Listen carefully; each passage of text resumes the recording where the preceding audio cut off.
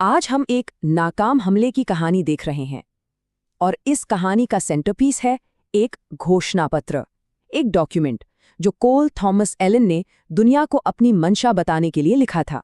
सोचिए, हमले से सिर्फ 10 मिनट पहले उसने अपने परिवार को एक ईमेल भेजा और उस ईमेल में अटैच्ड था ये दस्तावेज। इस डॉक्यूमेंट में सब कुछ था, उसकी मंशा, उसकी पूरी योजना और उसकी भावनाएं भी। तो चलिए इस दस्तावेज के अंदर झांक कर देखते हैं।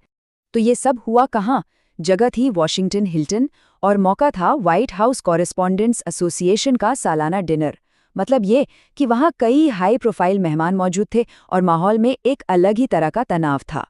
तो हुआ ये कि कोल एलन ने हमले से एक दिन पहले ही होटल में चेक इन कर लिया था। फिर हमले से ठीक 10 मिनट पहले उसने अपने परिवार को वो घोषणा पत्र भेजा और उसके बाद बॉलरूम में पहुंचने से ठीक पहले उसे एक सिक्योरिटी चेकपॉइंट पर रोक लिया गया। बस वहीं पर ये पूरी साजिश नाकाम हो गई। तो ये घोषणा पत्र या मैनिफेस्टो आखिर है क्या? देखिए, ये कोल थॉमस एलन का एक लिखित बयान है। इसने उसने बड़ी डिटेल में बताया है कि वो ये सब क्यों कर रहा था, उसके टारगेट कौन थे और उसका पूरा प्लान क्या था। आइए अब इस दस्तावेज के अलग-अलग हिस्सों को एक-एक करके समझते हैं। घोषणा पत्र के पहले हिस्से में एलन ने अपने एक्शन को सही ठहराने की कोशिश की है। उसने एक तरह से एक नैतिक और राजनीतिक वजह बनाने की कोशिश की कि उसे ऐसा कदम उठाना क्यों जरूरी लगा। उसने अपने काम को एक नैतिक जिम्मेदारी की तरह दिखाया। उसका कहना था, जब कोई और सताया जा रहा हो तो दूसरा गाल आगे करना ईसाई धर्म का हिस्सा नहीं है। ये तो अत्याचारी के अपराध में शामिल होने जैसा है। मतलब वो कह रहा था कि चुप रहना भी एक तरह का गुनाह है।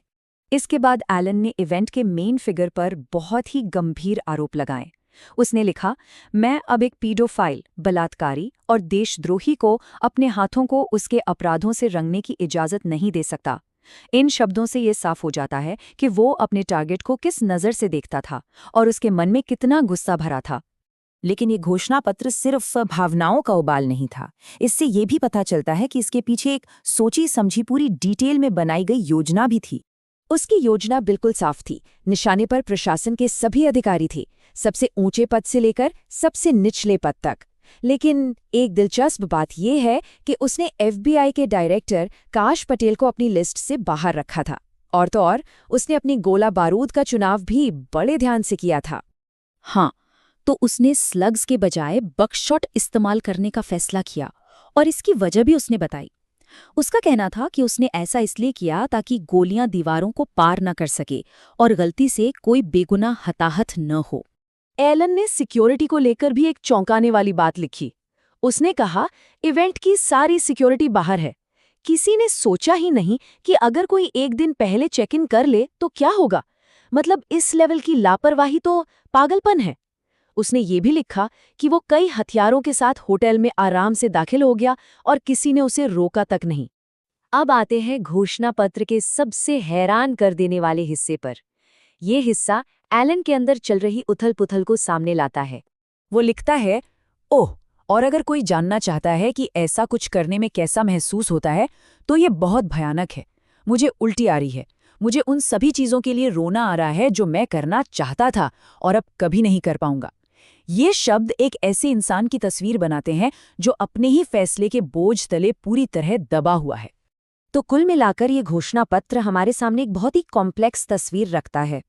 ये सिर्फ नफरत या किसी विचारधारा के बारे में नहीं है। नहीं, ये योजना, तर्क, गुस्सा और गहरे व्यक्तिगत संघर्ष का एक अजीब सा मिश्रण है। और आखिर में ये हमें एक बड़े सवाल के साथ छोड़ जाता है। एक ऐसा दस्तावेज जो इतनी बारीकी से की गई प्लानिंग और इतनी गहरी इमोशनल उथल-पुथल दोनों को एक साथ दिखाता है, वो राजनीतिक हिंसा के बारे में हमारी समझ को किस तरह से चुनौती देता है।